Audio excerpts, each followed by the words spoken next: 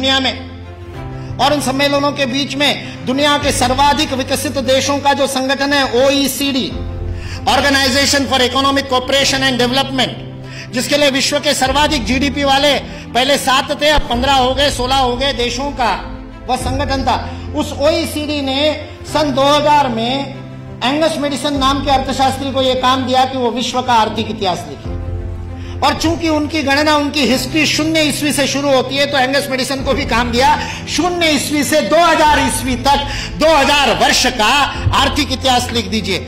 उस पुस्तक का नाम है economic history of the world millennial perspective by Angus Maddison. OECD.org इस वेबसाइट से आप डाउनलोड कर सकते हैं। 2000 वर्ष का आर्थिक इतिहास लिखा है एंगस मैडिसन ने।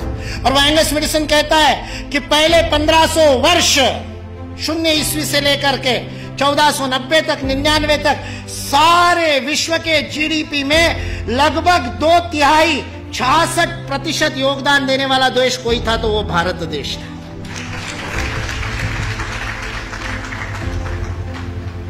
मैं सोच रहा था, इतिहास का मैं विद्यार्थी हूं, आपके जैसा इतना अध्ययन तो नहीं किया, लेकिन मैं सोच रहा था ये 1500 से क्या संबंध है। तो पता चला वास्को दी गामा 1498 में आया था। और मतलब उसने भारत को खोजा, ऐसा हम लोग भी लिखते हैं, तो उससे पहले कोई गुम हो गया होगा। जो गुम हुआ भारत था वो विश्व के 2/3 GDP को प्रोड्यूस करने वाला, और केवल प्रोड्यूस करने वाला नहीं, विश्व को समृद्धि का अवदान देने वाला, वितरण करने वाला। विल ड्यूरांड अमेरिकन इतिहासकार है, 11 खंडों में उसने लिखी है हिस्ट्री ऑफ सिविलाइजेशन। वह विल ड्यूरांड लिखता है सारे विश्व को संपदा का वितरण करने वाला कोई देश होगा तो वह देश भारत देश है। वितरण शब्द प्रयोग किया है, लेन देन नहीं, वितरण करने वाला देश। सारे दुनिया में हमारे व्यापारी जाते थे। वो वास्को दी गामा को भी हमारे ये गुजरात का व्यापारी, वास्को दी गामा ने अपनी डायरी में लिखा है, वो गुजरात का व्यापारी पानी के जहाज लेकर के उसको मिला साउथ अफ्रीका में।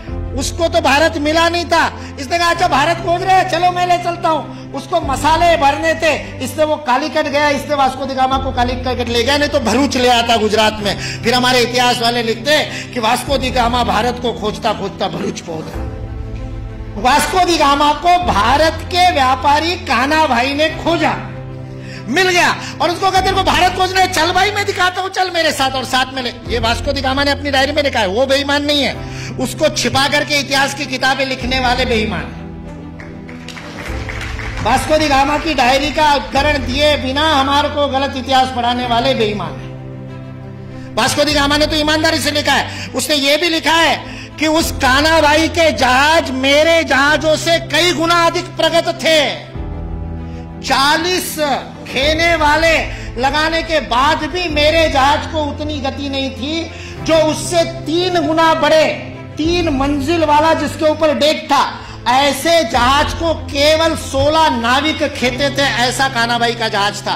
भारत की विज्ञान और तकनीकी की स्थिति अंग्रेज इस देश में आए तब सारे विश्व से अधिक उन्नत थी। ये अंग्रेजों में से कुछ ईमानदार इतिहासकारों ने लिख करके रखा।